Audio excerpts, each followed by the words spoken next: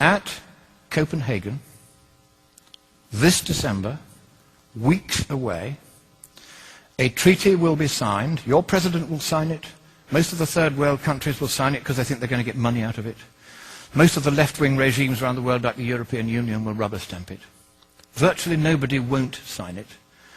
I have read that treaty, and what it says is this, that a world government is going to be created. The word government actually appears as the first of three purposes of the new entity.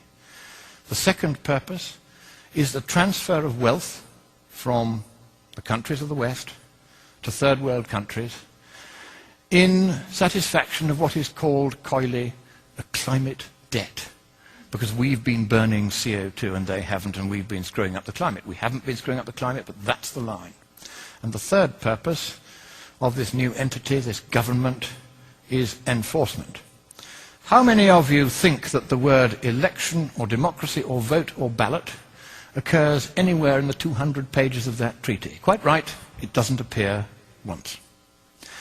So at last, the communists who piled out of the Berlin Wall and into the environmental movement and took over Greenpeace, so that my friends who founded it left within a year because they'd captured it. Now the apotheosis is at hand. They are about to impose a communist world government on the world. You have a president who has very strong sympathies with that point of view. He's going to sign. He'll sign anything. He's a Nobel Peace Laureate. Of course he'll sign it. And the trouble is this. If that treaty is signed, your constitution says that it takes precedence over your constitution. And you can't resile from that treaty unless you get the agreement of all the other states parties. And because you'll be the biggest paying country, they're not going to let you out. So, thank you, America. You were the beacon of freedom for the world. It is a privilege merely to stand on this soil of freedom while it is still free. But in the next few weeks, unless you stop it, your president will sign your freedom, your democracy, and your prosperity away forever, and neither you nor any subsequent government you may elect will have any power whatsoever to take it back again. That is how serious it is. I have read the treaty. I've seen this stuff about government and climate debt and enforcement. They are going to do this to you, whether you like it or no. This in my hands is yet another piece of legislation, except this is global legislation. This is the Framework Convention on Climate Change from the United Nations. This is what the United Nations and the world would like America to sign, and Barack Obama may or may not sign it coming in January. This has a lot of people concerned. Lord Monckton is, I mean, do people just ever call you like Lord, Lordy, Lord? What do you call it? My liege? What is it? You can go on one knee and just call me sir. Really? Sir. Are you, so you're knighted? A lord? No. Sir is just an easier thing than my lord is the correct thing. Touching of the forelock, a little bow, white gloves. I've told you this before. Yes, yes. Can I turn my back, or do I have to walk away? Certainly not. Always backwards. Okay, always back away. All right.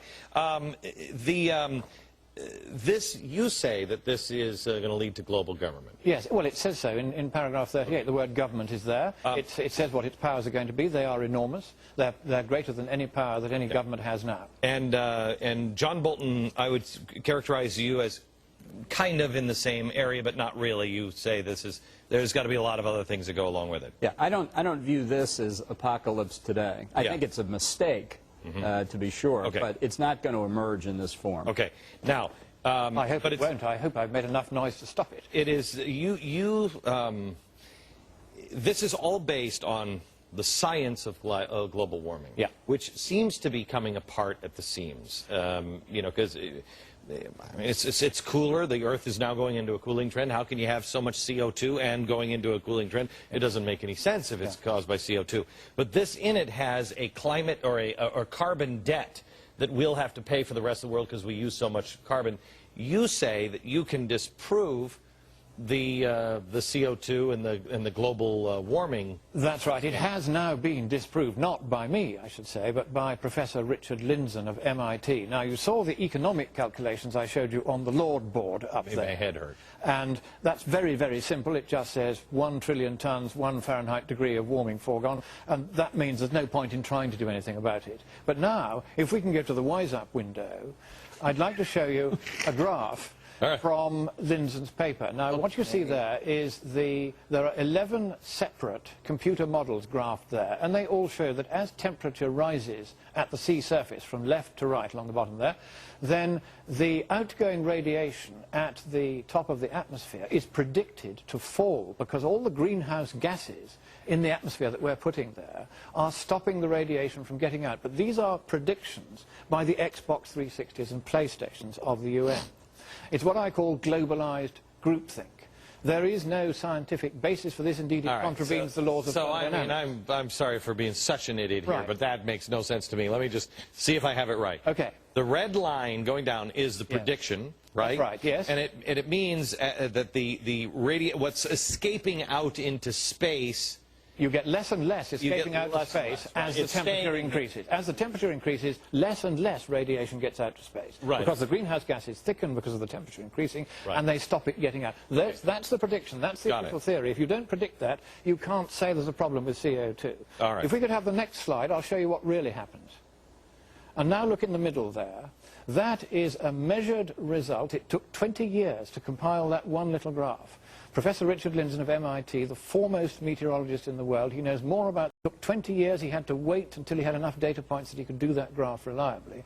And it shows that as the temperature increases, so the amount of radiation going out into space also increases. You'll see that the direction of the graph is completely different in the real world. That's the green one from the Earth Radiation Budget Experiment satellite. So, okay, so the green is what actually happened. That's what really happened. And the red lines all around it are all the predictions. That's the Xbox 360s, exactly.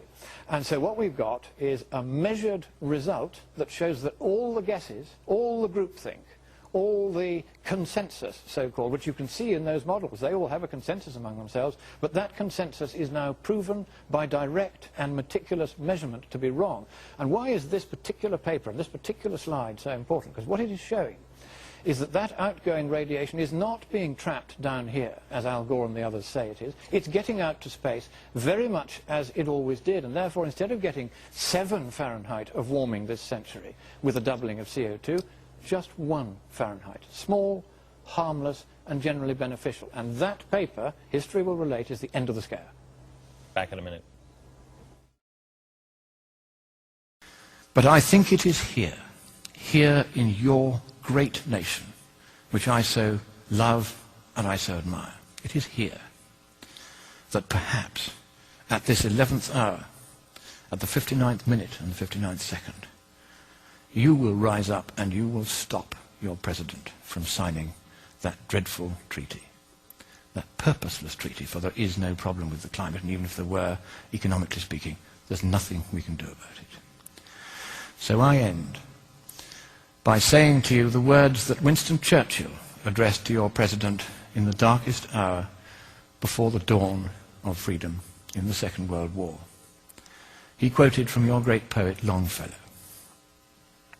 Sail on, O ship of state. Sail on, O Union, strong and great.